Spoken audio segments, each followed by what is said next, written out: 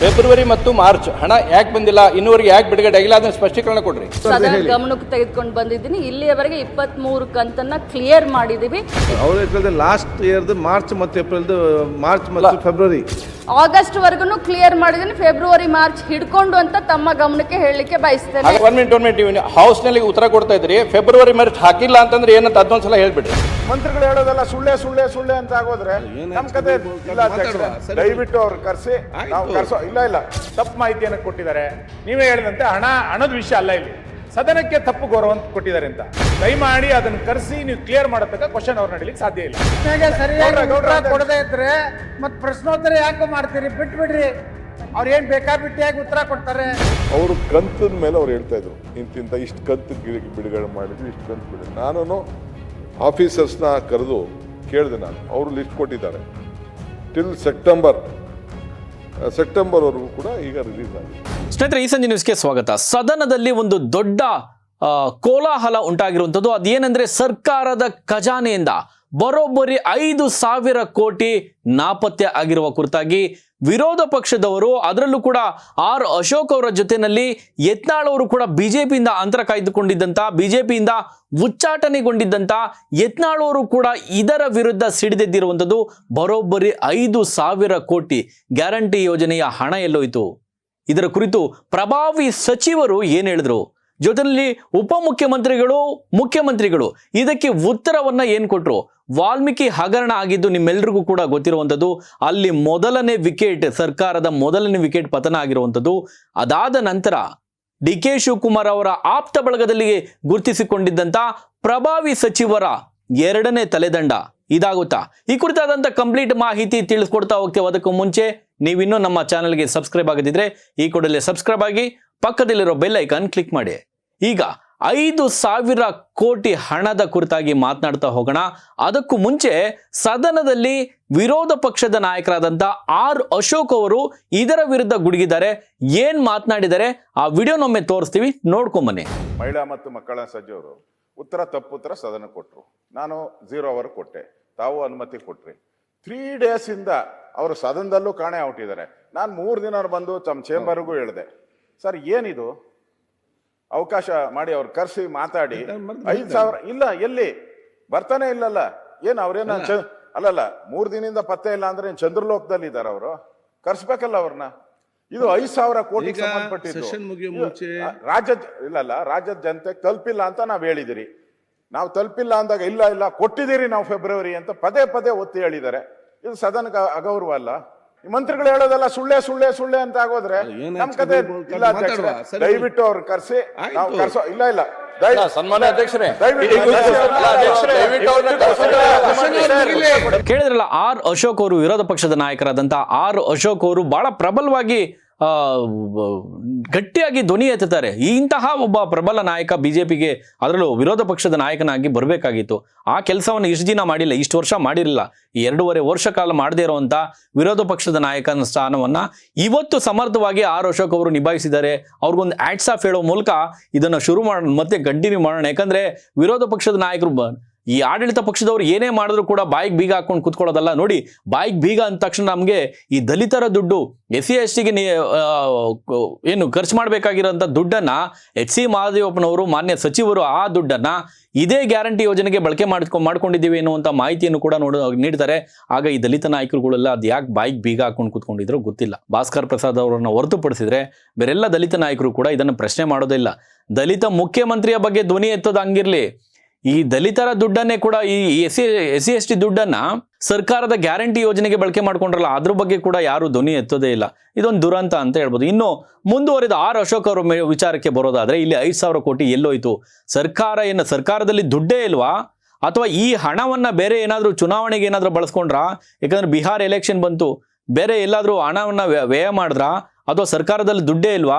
ಅಥವಾ ಮುಂಬರುವ ಚುನಾವಣೆಗೆ ಏನಾದರೂ ಒಟ್ಟಿಗೆ ಒಂದೇ ಕಂತಲ್ಲಿ ಕೊಟ್ಬೋಣ ಅಂತ ಏನಾದರೂ ಪ್ಲಾನ್ ಮಾಡಿದ್ರೆ? ಈ ರೀತಿಯ ಬೇರೆ ರೀತಿಯಲ್ಲಿ ಆರ್ ಅಶೋಕ್ ಅವರು ಧ್ವನಿ ಎತ್ತಿದ್ದಾರೆ. ಅಷ್ಟೇ ಅಲ್ಲದೆ ಹಿಂದೂ ಹುಲಿ, JCB ಪಕ್ಷದ ಅಧ್ಯಕ್ಷರು ಅಂತೇಳಿ ಕರೆಸಿಕೊಳ್ಳುವ ಯತ್ನಾಳ್ ಅವರು ಕೂಡ ಇದ್ರ ಬಗ್ಗೆ ಬಹಳ ಪ್ರಬಲವಾಗಿ ಧ್ವನಿ ಎತ್ತಾರೆ. ಆರ್ ಅಶೋಕ್ ಅವ್ರನ್ನ ಇವಾಗ ಮೆಚ್ಚಲೇಬೇಕಾದ್ರೆ ವಿರೋಧ ಪಕ್ಷದ ನಾಯಕನಾಗಿ ಎಷ್ಟು ಒಂದು ಗಟ್ಟಿಯಾದಂಥ ಒಂದು ಧ್ವನಿ ಇರಬೇಕಲ್ಲ, ಅದನ್ನ ಆರ್ ಅಶೋಕ್ ಅವರು ಈಗ ಮಾಡ್ತಾ ಇದ್ದಾರೆ. ಅದಕ್ಕೆ ಸಭಾಪತಿಗಳು ಅದನ್ನ ಅವ್ರ ಮಾತನ್ನ ಬಹಳ ಗಂಭೀರವಾಗಿ, ಯಾಕಂದ್ರೆ ಗಂಭೀರವಾದಂಥ ವಿಚಾರ ಇದು, ಸಣ್ಣ ಪುಟ್ಟ ವಿಚಾರ ಅಲ್ಲ, ಗಂಭೀರವಾದಂಥ ವಿಚಾರ.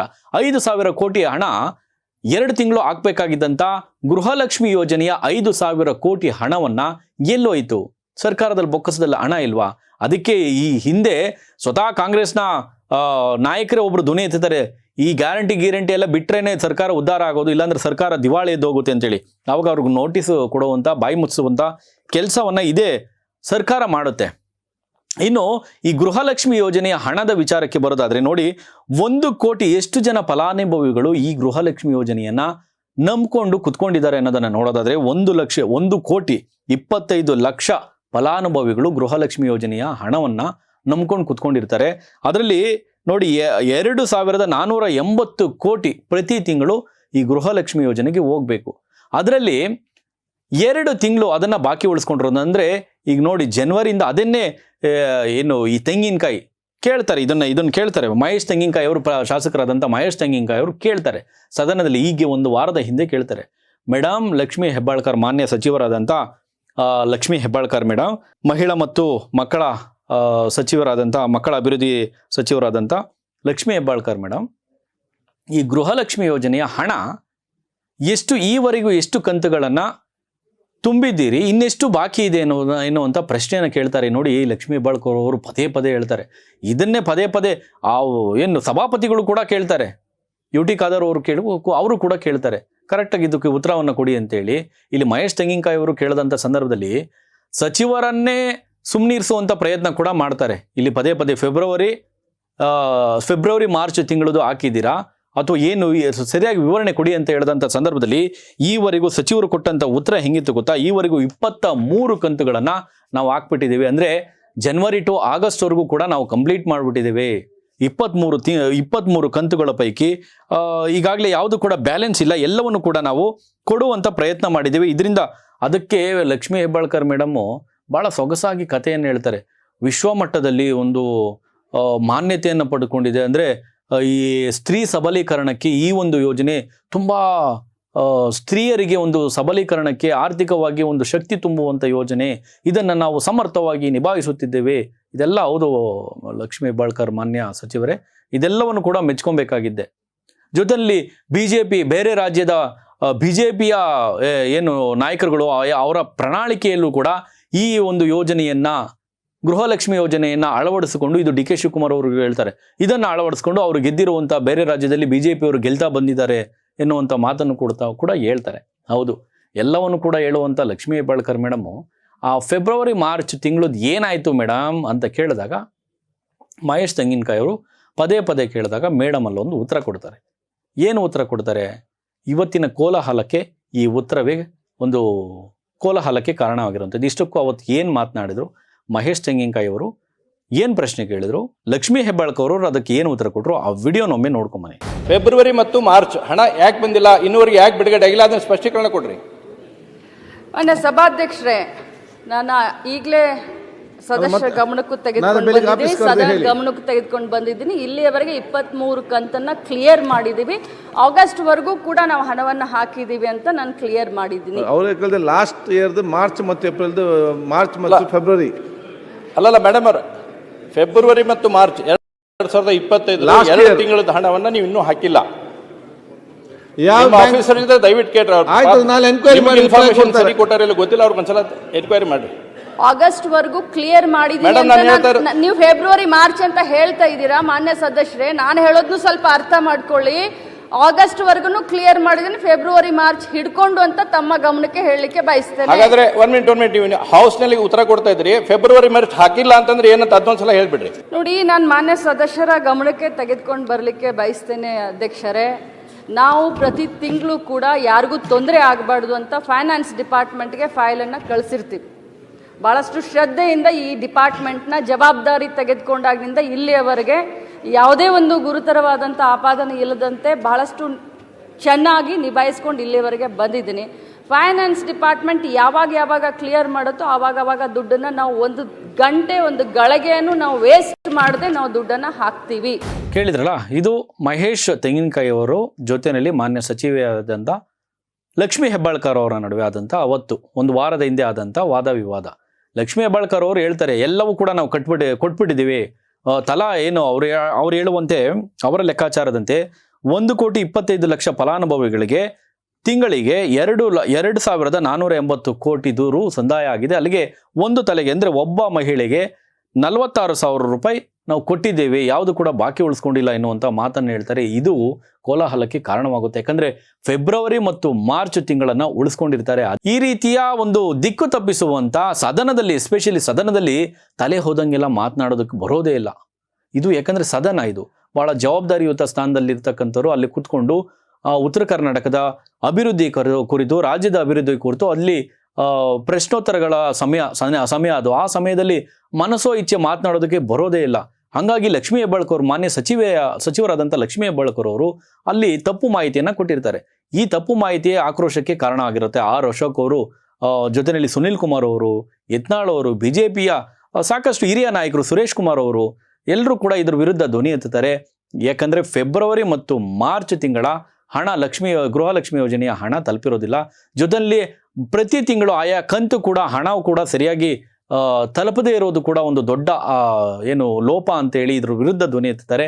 ಅಷ್ಟೇ ಅಲ್ಲದೆ ಇನ್ನು 3 ತಿಂಗಳು ಒಟ್ಟು ಒಂದು ರೀತಿಯಲ್ಲಿ ಹೇಳೋ ರೀತಿಯಲ್ಲಿ 2 ತಿಂಗಳು ಅಂತ ಹೇಳಲಾಗುತ್ತೆ. ಬಟ್ ಆದರೆ ಇಲ್ಲಿ ಲೆಕ್ಕ ನೋಡೋದಾದ್ರೆ ಒಟ್ಟು 3 ತಿಂಗಳು ಬಾಕಿ ಹಣವನ್ನು ಇಟ್ಕೊಂಡ್ರು ಅಂತಂದ್ರೆ ಆಗಸ್ಟ್ವರೆಗೂ ಆಗಿದೆ ಅಂತ ಹೇಳ್ತಾರೆ. ಸೆಪ್ಟೆಂಬರ್, ಅಕ್ಟೋಬರ್, ನವೆಂಬರ್ ಅಂದ್ರೆ 3 ತಿಂಗಳ ಬಾಕಿಯನ್ನ ಇಲ್ಲಿ ಉಳಿಸ್ಕೊಂಡಿರುವಂಥದ್ದು. ಹಂಗೆ ಲೆಕ್ಕ ನೋಡೋದಾದ್ರೆ ಈಗ 3 ತಿಂಗಳದ್ದು ಕೊಡಬೇಕು ದುಡ್ಡು. ಅಂದ್ರೆ ಒಂದು ತಿಂಗಳಿಗೆ ಎಷ್ಟು ಹಣವನ್ನು ಇಲ್ಲಿ ಖರ್ಚು ಮಾಡಲಾಗುವುದು ಅಂದ್ರೆ 1,25,00,000 ಫಲಾನುಭವಿಗಳಿಗೆ ಒಂದು ತಿಂಗಳಿಗೆ 2,480 ಕೋಟಿ ಹಣ ಪ್ರತಿ ತಿಂಗಳು ಖರ್ಚಾಗುತ್ತೆ. ಅದರಲ್ಲಿ ಅಂದಾಜು 5,000 ಕೋಟಿ ಹಣ ಎಲ್ಲೋಯ್ತು? ಇದನ್ನ ಏನು ಸ್ವಂತಕ್ಕೆ ಏನಾದರೂ ಬಳಕೆ ಮಾಡ್ಕೊಂಡ್ರ ಸರ್ಕಾರ ಬೇರೆ ಯಾವುದನ್ನ ಯೋಜನೆಗಳಿಗೆ ಬಳಕೆ ಮಾಡ್ಕೊಂಡ್ಬಿಡ್ತಾ? ಯಾಕಂದ್ರೆ SC/STಗೆ ಮೀಸಲಿಟ್ಟಿದ್ದಂಥ ಹಣವನ್ನು ಮಾನ್ಯ ಸಚಿವರು, ದಲಿತರ ಉದ್ಧಾರಕರಾದಂಥ ಸಚಿವರು HC ಮಾದೇವಪ್ಪನವರು ಈ ಯೋಜನೆ ಕೊಟ್ಬಿಟ್ಟಿದ್ದೀನಿ ಗ್ಯಾರಂಟಿ ಯೋಜನೆಗೆ ಅಂತ ಹೇಳಿದ್ರಲ್ಲ. ಸೊ ಅದೇ ರೀತಿ ಈ ಗ್ಯಾರಂಟಿ ಯೋಜನೆಯ ಹಣ ಎಲ್ಲಾದರೂ ಬಳಕೆ ಆಯ್ತಾ ಅಂತೇಳಿ, ಸೊ ಇದರ ವಿರುದ್ಧ ಜೊತೆಯಲ್ಲಿ ಸದನದಲ್ಲಿ ನೀವು ದಿಕ್ಕು ತಪ್ಪಿಸುವಂತಹ ತಪ್ಪು ಮಾಹಿತಿಯನ್ನು ನೀಡಿದಿರಿ, ನೀವು ಕ್ಷಮೆ ಯಾಚಿಸಿ ಅಂತೇಳಿ ಕೂಡ ಇಲ್ಲಿ BJP ನಾಯಕರು ಆಗ್ರಹ ಮಾಡ್ತಾರೆ.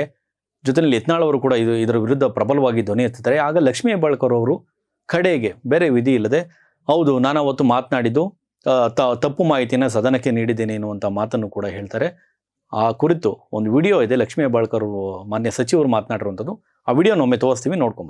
ಇಲ್ಲಿಯವರೆಗೆ 52,416 ಕೋಟಿ ಹಣವನ್ನು ಗೌರವಾನ್ವಿತ ಮಹಿಳೆಯರಿಗೆ ನಾವು ಈ ಯೋಜನೆ ಮುಖಾಂತರ ಹಾಕಿದ್ದೀವಿ. ಸೊಸೈಟಿ ಮಹಿಳೆಯರ ಗೌರವ, ಮಹಿಳೆಯ ಸ್ವಾಭಿಮಾನ, ಮಹಿಳೆಯರ ಆತ್ಮಸ್ಥೈರ್ಯ ಹೆಚ್ಚಾಗಲಿ ಅಂತ ಈ ಯೋಜನೆ ಮಾಡಿದ್ದೀನಿ. ನಾನು ವಿರೋಧ ಪಕ್ಷದ ಎಲ್ಲ ಸದಸ್ಯರಿಗೆ ಕೇಳಲಿಕ್ಕೆ ಬಯಸ್ತೇನೆ, ನಾನು ವಿಷಾದವನ್ನು ವ್ಯಕ್ತಪಡಿಸ್ತೇನೆ. ಆ ವರ್ಡು ಮಾನ್ಯ ಸುರೇಶ್ ಸಾಹೇಬ್ರಿಗೆ ಇಷ್ಟ ಆಗಲಿಲ್ಲ ಅಂದರೆ ನಾನು ಕ್ಷಮೆಯನ್ನು ಕೂಡ ಕೇಳಲಿಕ್ಕೆ ಬಯಸ್ತೇನೆ. ಅಧ್ಯಕ್ಷರೇ, ಈಗ ಪ್ರಶ್ನೆಗೆ ಸರಿಯಾಗಿ ಉತ್ತರ ಕೊಡದೇ ಇದ್ರೆ ಮತ್ ಪ್ರಶ್ನೋತ್ತರ ಯಾಕೆ ಮಾಡ್ತೀರಿ? ಬಿಟ್ಬಿಡ್ರಿ. ಅವ್ರ ಏನ್ ಬೇಕಾಬಿಟ್ಟಿಯಾಗಿ ಉತ್ತರ ಕೊಡ್ತಾರೆ, ಸದನಕ್ಕೆ ಬರೋದಿಲ್ಲ. ಅವ್ರಿಗೆ ಯಾರು ಅವ್ರ ಮ್ಯಾಗ ಕಂಟ್ರೋಲ್ ನಮ್ಗೆ ಅರ್ಥ ಆಗ್ತದೆ. ಮತ್ತು ಪಾರ್ಲಿಮೆಂಟ್ ಕೆಲಸ ಎಲ್ಲರೂ ಕೇಳಿದ್ದು ಕೂಡ ವಿರೋಧ ಪಕ್ಷ ಅರ್ಥ ಆಗ್ತದೆ. ಬೇಡ ಸದನಕ್ಕೆ ತಪ್ಪು ಒಂದು ನಿಮಿಷ ನಾನು ಕ್ಲಾರಿಫೈ ಮಾಡ್ಬಿಡ್ತೀನಿ. ತಪ್ಪು ಮಾಹಿತಿಯನ್ನು ಕೊಟ್ಟಿದ್ದಾರೆ. ನೀವೇ ಹೇಳಿದಂತೆ ಹಣದ ವಿಷಯ ಅಲ್ಲ ಇಲ್ಲಿ, ಸದನಕ್ಕೆ ತಪ್ಪು ಗೌರವ ಕೊಟ್ಟಿದ್ದಾರೆ ಅಂತ. ಇವತ್ತಿನ ಕ್ವಶನ್ ನಲ್ಲಿ ಅವ್ರದೇ ಇಲಾಖೆಯ ಕ್ವಶನ್ಸ್ಗಳಿದೆ. ಎಗೇನ್ ಮತ್ತೆ ಆ ಕ್ವಶನ್ಗಳು ಸುಳ್ಳು ತಪ್ಪು ಸರಿನೋ ನಮ್ಗೆ ಅಂದಾಜಾಗಲ್ಲ. ದಯಮಾಡಿ ಅದನ್ನ ಕರೆಸಿ ನೀವು ಕ್ಲಿಯರ್ ಮಾಡತಕ್ಕ ಕ್ವಶನ್ ಅವ್ರು ನಡೀಲಿಕ್ಕೆ ಸಾಧ್ಯ ಇಲ್ಲ. ಅವ್ರ ಮಂತ್ರಿಗಳು ಉತ್ತರ ಕೊಟ್ಟಾಗೂ ನಾ ಇಲ್ಲಿದ್ದೆ, ಐ ವಾಸ್ ದೇರ್. ಅವರು ಕಂತದ ಮೇಲೆ ಅವ್ರು ಹೇಳ್ತಾ ಇದ್ರು, ಇಂತಿಂತ ಇಷ್ಟು ಕಂತು ಬಿಡುಗಡೆ ಮಾಡಿದ್ವಿ, ಇಷ್ಟು ಕಂತು ಬಿಡ. ನಾನು ಆಫೀಸರ್ಸ್ನ ಕರೆದು ಕೇಳಿದೆ, ನಾನು ಅವರು ಲಿಸ್ಟ್ ಕೊಟ್ಟಿದ್ದಾರೆ. ಟಿಲ್ ಸೆಪ್ಟೆಂಬರ್ವರೆಗೂ ಕೂಡ ಈಗ ರಿಲೀಸ್ ಆಗಿದೆ. ಕೇಳಿದ್ರಲ್ಲ, ಇದಿಷ್ಟು ಮಾನ್ಯ ಸಚಿವರಾದಂಥ ಲಕ್ಷ್ಮೀ ಹೆಬ್ಬಾಳ್ಕರ್ ಮೇಡಮ್ ಅವರು ಸ್ಪಷ್ಟನೆ ಕೊಟ್ಟಿರುವಂಥದ್ದು. ಹೌದು, ಸದನಕ್ಕೆ ನಾನು ಅವತ್ತು ತಪ್ಪು ಮಾಹಿತಿಯನ್ನು ಕೊಟ್ಟಿದ್ದೇನೆ ಎನ್ನುವಂಥ ಮಾತನ್ನು ಕೂಡ ಹೇಳ್ತಾರೆ. ಮತ್ತೊಂದು ಕಡೆ ಲಕ್ಷ್ಮೀ ಹೆಬ್ಬಾಳ್ಕರ್ ಅವರು ಏನು ದುಡ್ಡೇನು ಎತ್ಕೊಂಡು ಹೋಗ್ಬಿಟ್ಟಿದ್ದಾರೆ ಎನ್ನುವಂಥ ಮಾತನ್ನು ಕೂಡ ಇಲ್ಲಿ ಬಹಳ ಬೇಜವಾಬ್ದಾರಿತನದ ಮಾತು ಅಂತ ಹೇಳ್ಬೋದು. ಮಾನ್ಯ ಮುಖ್ಯಮಂತ್ರಿಗಳಾದಂಥ DK ಶಿವಕುಮಾರ್ ಅವರು ಕೂಡ ಹೇಳಿರುವಂಥದ್ದು.